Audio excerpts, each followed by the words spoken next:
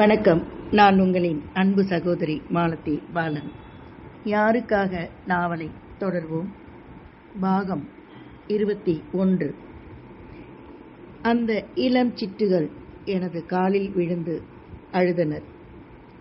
எங்களுடைய மனசே குழம்பி போயிடுச்சு. இப்போ என்ன பண்றதுன்னு தெரியலையே சார். காதல் இனிமையானதுதான், அது வாழ்க்கைக்கும் தேவைதான். ஆனா அது சரியான தருணத்துல வரும்போது தான் நிலைச்சு நிற்கும். இல்லைன்னா புயலில் மாட்டிய படகு போல உடைந்து போகும். இந்த வயசுல உங்களுக்கு ஏற்பட்டிருக்கிறது ஒரு அட்ராக்ஷன் தான். அதை நீங்க தவறா புரிஞ்சுக்கிறீங்க. நீங்க மட்டும் இல்லை, உங்களோட வயசுல இருக்கிற எல்லாருக்கும் செய்யற தப்பு தான் இது. நமக்கு ஒருத்தர் மேல் ஒருத்தர் ஏற்படுகிற அந்த ஈடுபாடு வேறு, காதல் வேறு. ஆனா நீயே சொன்ன, உனக்கு அவன் மேல காதல் இல்லைன்னு, வெறும் நட்பு தான். நீ அந்த நிலையிலேயே நின்றிருக்கணும். அதுக்கு காதல்ங்கிற சாயத்தை பூசிட்டு, இது தேர்தல் மை மாதிரி அவ்வளோ சீக்கிரம் அழியாதுங்கிறத நினைவுல வச்சுக்கங்க. நான் என் வீட்டுக்கே திரும்பி போயிடணும்னு சொல்றீங்களா? அப்படி போனா உன்னால திரும்பவும் பழைய வாழ்க்கைக்கு திரும்ப முடியுமா? அப்படியே உன்னால முடிஞ்சாலும் குணாவில் என்ன செய்ய முடியும்? நல்லா யோசனை பண்ணாம ஒரு அவசர முடிவுக்கு வந்துடுறீங்க. நான் ஒரு பேச்சுலர் தான், ஆனால் அனுபவம் உள்ளவன். என்னால் உங்களுக்கு ஏதாவது உதவி பண்ண முடியுமான்னு பார்க்குறேன். சரி வாங்க, போய் உட்காரலாம். உங்களோட இலக்கில்லா பயணத்துக்கு ஒரு முடிவு கண்டிப்பாக இருக்கும். அது நல்லதாக இருக்க ஆண்டவன் அருள் வேணும். நாங்கள் சென்று இடத்தில் அமர்ந்தோம். அவர்கள் முகத்தில் இருந்தது தெளிவா அல்லது குழப்பமா என்பது தெரியவில்லை. நான் எப்போதும் குழப்பவாதிதானே, எதையாவது குழப்பி விட்டு விடுவேன். இவர்களுக்கு எந்த விதத்திலாவது உதவி புரிய வேண்டும். உலகம் புரியாத வயசு. எனக்கு தான் நிம்மதி இல்லை என்றாலும் அவர்களாவது நன்றாக வாழட்டுமே. தெற்கிலிருந்து வடக்கு நோக்கி பயணம் என்பதால் இப்பயணம் நீண்ட பயணமாக இருந்தது. இந்த பயணத்தில்தான் எத்தனை அனுபவங்கள். இந்த இளம் தம்பதிகள், அதாவது காதலர்கள், சாப்பிட்டார்களா என்னவோ தெரியவில்லை. காதல் பசியில் வயிற்று பசியை மறந்துவிட்டார்கள் போலும். இருக்கட்டும், அடுத்த வரும் நிறுத்தத்தில் அவர்களை சாப்பிட செய்ய வேண்டும். என்னதான் துன்பம் இருப்பினும் அது பாட்டிற்கு தன் வேலையை செய்து கொண்டுதான் இருக்கும். அது என்றைக்குமே வேலை நிறுத்தத்திற்கு ஒத்துழைக்காது. ஊனம் ஏற்பட்டால் ஒழிய. அந்த பெண் அந்த குணாவின் தோள்களில் சாய்ந்து கொண்டு வந்தாள்.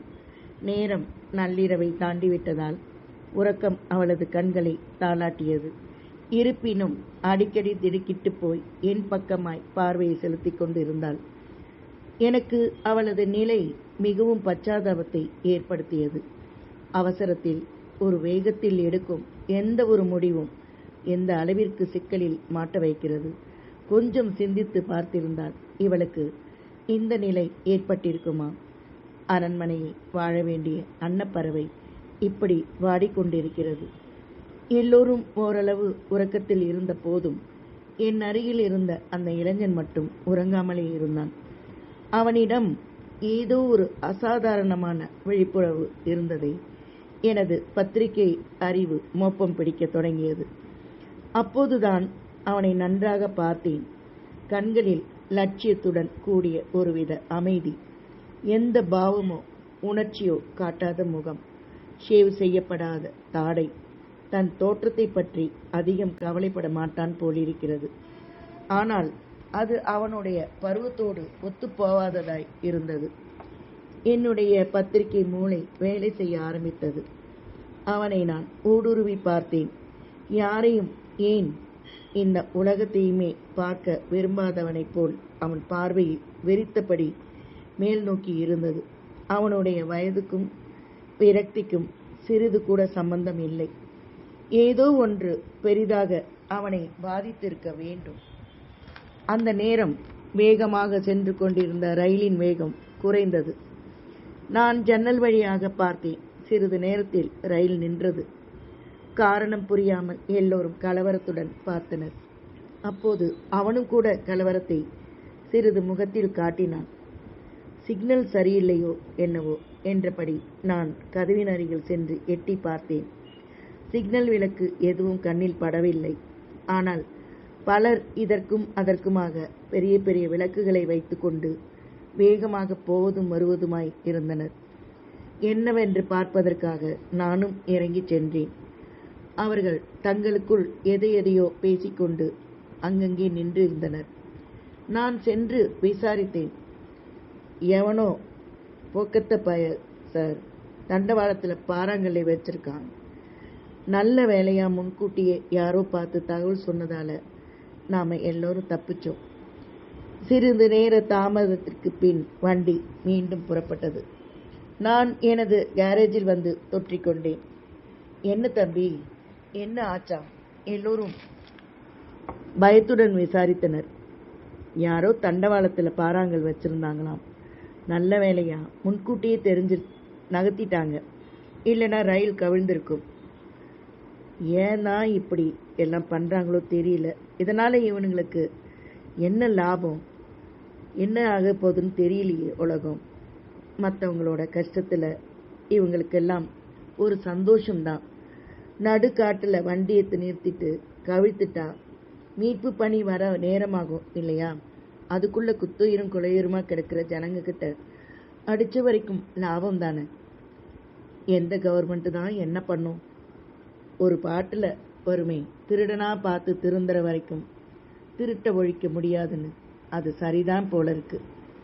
பொது சொத்தை அழிச்சு ஜனங்களை கொன்னு இவனுங்க எல்லாம் நடுத்தூரில் வச்சு சுட்டு பொசுக்கணும். என்ன இருந்தாலும் கொலை புத்தி உள்ளவன்களை ஒன்றும் பண்ண முடியாது. அது அவங்க ரத்தத்தோட ஊறி போயிடுது. தப்பு செஞ்சா விசாரணை எதுவும் இல்லாமல் சுட்டுப்படணும். பட்டிக்காட்டு ஆசாமிகளாய் இருந்தாலும் விவரத்துடன் அவர்கள் பேசினர். எவனும் பிறக்கும் போதே கொலைகாரனா பிறக்கிறதில்ல. கவர்மெண்ட்னு சொல்றீங்களே, அதோட அர்த்தம் என்னன்னு உங்களுக்கு தெரியுமா? ஆளுக்கு தகுந்த மாதிரி சட்டத்தை மாத்திக்கிறது தான் கவர்மெண்ட். முதல் முறையாக அவன் வாயை திறந்து பேசினான். அனலாக அவனுடைய வார்த்தைகள் தெரித்து விழுந்தன. சரிப்பா, அதுக்கும் ரயில கவுக்கிறதுக்கும் என்ன சம்பந்தம் இருக்கு? இருக்கும். அவன் மனசுல ஏற்பட்ட ரணம் காரணமாய் இருக்கும். அதனால வந்த வெறி காரணமாய் இருக்கும். ஓ, வெறி வந்தா சொத்துக்கு பதிலா வேறு எதனாச்சும் திம்பாங்களோ?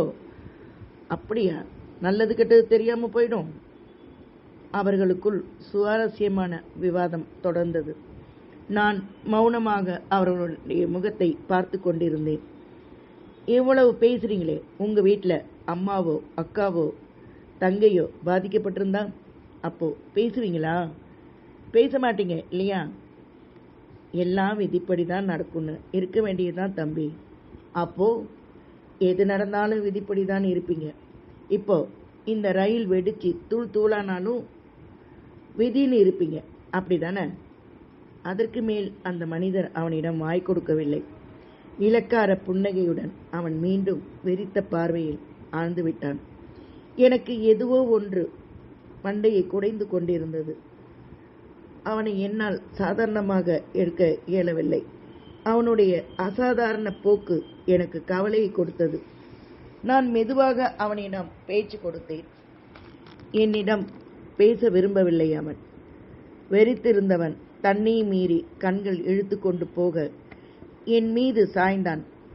அவனை பிடித்து நிமிர்த்த எண்ணி கைகளை அவன் மீது வைத்த போது ஏதோ உறுத்தியது. சட்டென்று தொட்டு பார்த்தேன். ஒயர்களும் பேட்டரிகளும் அவன் உடல் முழுவதும் சுற்றப்பட்டிருந்தது.